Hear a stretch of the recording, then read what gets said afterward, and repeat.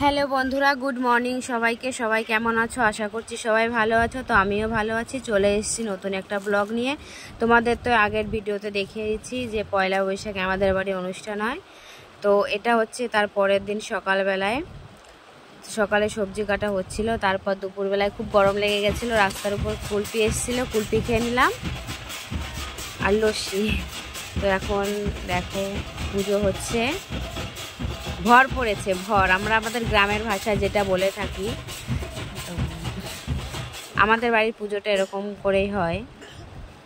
এখানে যে যা মানত করে সবার ইচ্ছা পূরণ হয় এই মন্দিরে এসে। আর হ্যাঁ, এটা তোমাদের সঙ্গে শেয়ার করলাম, প্লিজ কেউ কিছু মাইন্ড করো না। আমাদের বাড়ি যেটা হয় সেটাই তোমাদের সঙ্গে শেয়ার করলাম।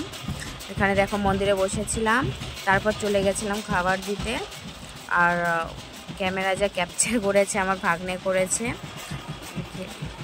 এখানে সবাই কি খাটনি দিচ্ছে। তারপর খেতে দিয়ে কষ্ট হয়ে গেছে আমাদের দুজনের, একটু রেস্ট করে নিচ্ছি।